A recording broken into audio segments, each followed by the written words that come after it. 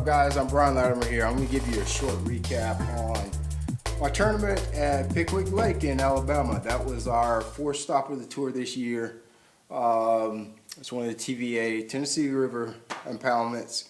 Of course, we're getting towards the post-spawn part of the year, so a lot of the ledges and that type of TVA thing is going to start to come into play for the rest of the year, more offshore fishing. So I came into this tournament, I had two solid finishes at Hartwell and Beaver. Of course, Hartwell, my home lake, and Beaver.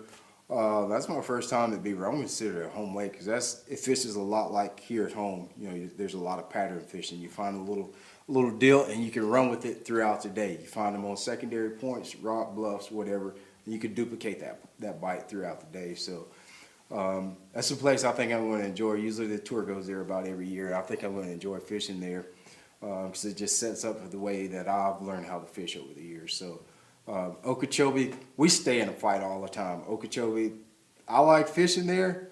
Okeechobee don't like me fishing there. So that was one of those tournaments, even looking at the schedule from the beginning, I was like, that's a scratch. We'll just, whatever Okeechobee gives me, I'll take it. But sooner or later, since I enjoy fishing there, I think eventually I'll have a good finish there. But Okeechobee is always a scratch. It's usually a mediocre finish at best. There is what I come up with at Okeechobee. But I knew going into it, I had to make my hay at Beaver and Hartwell. And I kind of had my best finishes there. Stubbed my toe a little bit at Pickwick. I was really thinking maybe since I've fished quite a few TVAs now, and I kind of know the deal, even though I'm not good at it, I know the deal. I was thinking maybe I could get around just having a scratch there. Just didn't work out for me this time. I had it's kind of funny. Every practice so far this year has been really tough. I hadn't had a real good practice at any of the events. Even here at home, it was tough. I'd go out every morning and I'd think, God, hope I don't zero. And this time at Pickwick, I actually had 3 or 4 things going that I thought I'd be able to catch some fish on, and at least one day come up with a decent sack. I usually don't talk to a lot of guys during the event, during practice, and this is one of those times where I probably regret not talking to anyone because I really overestimated the weights. I really assumed it was just me struggling. Even though I had a few things going, I wasn't catching. I caught a few big fish, but I could tell you could catch 17, 18 pounds just as easy as I could catch 10 or 11 pounds. And I wasn't really sure how that was going to shake out. If some of you guys that like to fish shallow, you can totally relate. When you're fishing shallow, a lot of times you're counting on 1 or 2 big bites to make the bulk of your bag.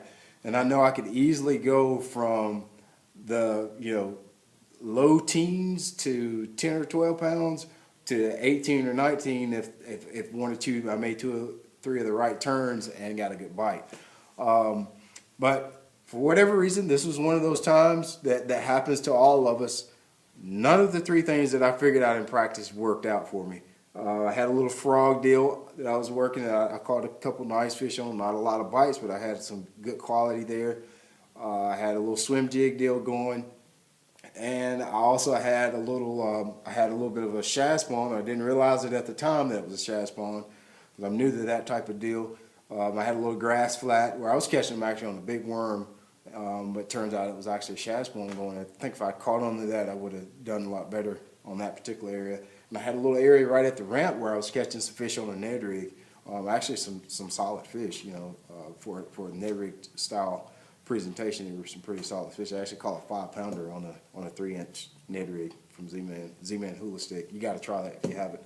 But I had those things, so I felt like I was pretty bulletproof. I felt like if I made it's easy in these tournaments to take a wrong turn and end up with 6, 7, 8 pounds.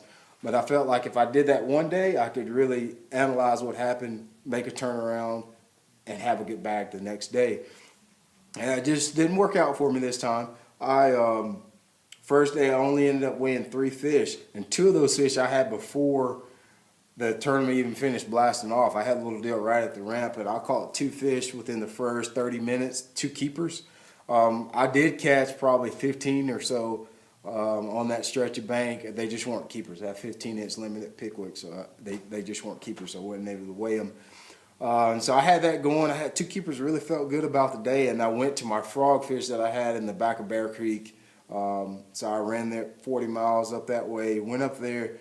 Apparently we had a really bad storm on our off day up there. It rained somewhere where we had our meeting, but nothing like what it did in the back of Bear Creek up near the Mississippi portion of the lake. So went back up there. My water had risen probably a foot. All the grass that I was swimming my jig in and everything was totally covered. The water had muddied up, and that was just complete. Anytime you're fishing in the back of a creek or anything like that and the water muddies up and rises, it makes those fish really difficult to catch. They kind of push back and all that stuff. They can kind of put them out of reach for you. So I went up there 30, 45 minutes. I saw it was so muddy. I didn't really have a lot of confidence in it, so I turned around, came back to my little deal back at the ramp, and I was hoping I could just salvage the day, catch 8 or 9 pounds and just hold tight for the day. And I only caught one more keeper on a frog in the river. And so that was my day one. I ended up weighing 3 fish for 5 pounds and some change. And a little disappointed because I really kind of expected for some good things to happen, and it just didn't happen.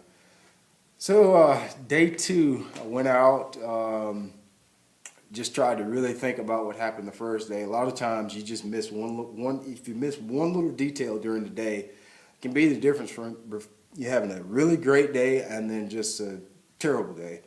And so I tried to fish a little place I'd found in practice that I thought possibly was a shad pond.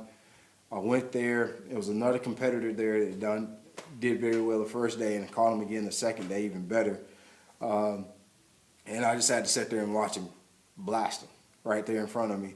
So I stayed there 2 or 3 hours, and I left.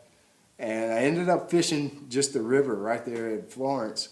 I think I really underestimated how many fish were in that area. There was a lot of fish. I think I could have easily caught 9 or 10 pounds both days and salvaged my points had I known the bite is easy to pick off right there in Florence.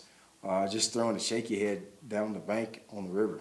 Simple as that. Nothing special. Just let your boat float with the current and cast at any kind of current break. And there was a little spotted bass. My co-angler actually caught a 3-pound smallmouth, 3.5-pound smallmouth there, and I caught one 2.5 on a Ned rig. But it could have been as simple as that. It's one of those things that just overlooked. So it's a bad tournament. I ended up with 8 pounds and change that day, 16 or 15 or so for the tournament. It put me in 115th place, and that tracked my points back from 45th, well within reach of the cup, to 65th, like 70-something points outside of the cup right now, which still doable, but I really got to catch them the next 2 tournaments to be able to make it to the cup now. It's definitely doable.